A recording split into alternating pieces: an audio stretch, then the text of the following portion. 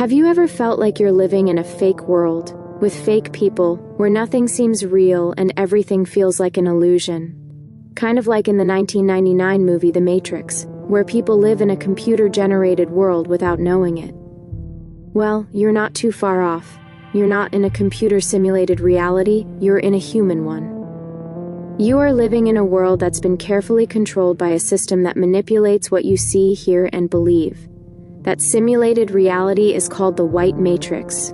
From the moment you're born, this matrix starts working on your mind. It starts small, with positive images and ideas about whiteness being the norm in the things you see, like baby toys, coloring books, and TV shows which build racial trust. As you grow, the media you consume and the history you learn all support the idea that white dominance is natural and permanent. Those in power don't need to force their views on you. They've already planted the seeds in your mind, shaping how you see the world and suppressing any ideas that challenge that view. They control what is real and what is not. In the Trump era, reality itself has become something people fight over. It's no longer just about politics. It's about how people see and understand the world. The white matrix is a system of performance where millions who believe in upholding white supremacy at all cost are working together to control what we believe to be true. This effort to manipulate reality isn't just happening in conservative news and social media spaces. It's happening in everyday life, with regular people supporting this system. You have interactions with them at your job, the grocery stores, and the doctor's office. We will symbolize this group as the 57%ers, a reference to exit polls that revealed 57% of the white majority supported Trump's re-election, even in the face of overwhelming evidence of his felony convictions, corruption, incompetence, authoritarian ambition, and the role in the January 6 insurrection. This was the metaphorical Rubicon that millions of these voters chose to cross. It revealed a harsh truth. America's racial institution was more sacred than the Constitution itself. These 57%ers are performing around you every day. They're on your TV, at your neighborhood festivals, liking your social media posts and cheering for your kids at a soccer game. Some are your friends, acquaintances, and co-workers. You have friendly and close relationships with them, but behind the mask, they will uphold white supremacy at all costs at your expense. Because deep inside their minds, 57%ers don't see the oppression of people of color as right or wrong. They're indifferent and quietly understand that it is a necessary moral concession to preserve the system. The 57%ers are not racist, mindless drones. They are self-aware, strategic, and highly coordinated, even when they do not communicate directly. Their ability to operate in unison without public direction is a result of cultural osmosis and a shared understanding of the necessity to maintain the status quo.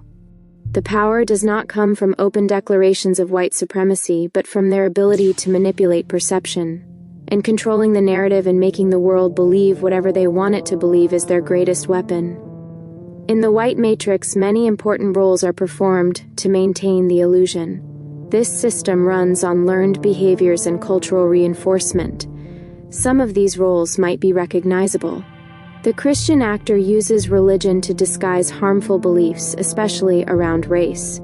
They loudly proclaim their Christian values but ignore Jesus' teachings about love, compassion, and justice when it comes to racial equality. The patriot actor claims to love America and its Constitution but supports policies that undermine democracy. They shout about freedom, but only for people who look and think like them. The liar actor spreads lies to shape how people see reality. These actors are often politicians, social media influencers, and media figures who deliberately twist the truth about history and current events. These lies are spread by regular people too, through social media and word of mouth. The gaslighter actor works to make others doubt their own experiences. They tell people that racism doesn't exist, even when there's clear evidence to the contrary. Their goal is to confuse and make people feel like their experiences aren't real, that it's just a figment of their imagination. The projectionist actor accuses others of the things they are guilty of themselves.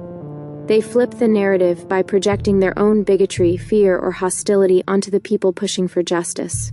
Sometimes white supremacy is maintained not through direct aggression, but through pretending not to understand. The playing dumb actor acts like they don't get racism, even when it's explained clearly. The moderate actor claims to support equality but never takes a real stand. They're fine with diversity, but only if it doesn't challenge their own comfort or privilege. The reverse racism victim actor believes that white people are the real victims of racism. This role is used to stop racial progress in its tracks. Some non-white people, like Black, Latino, Asian, and others, play the role of the minority collaborator actor. These people align themselves with white supremacy, often out of internalized racism or as a means of personal advancement. There are many more roles that millions perform every day. Each one keeps the illusion alive. But once you see the performance for what it is, how do you stop the show?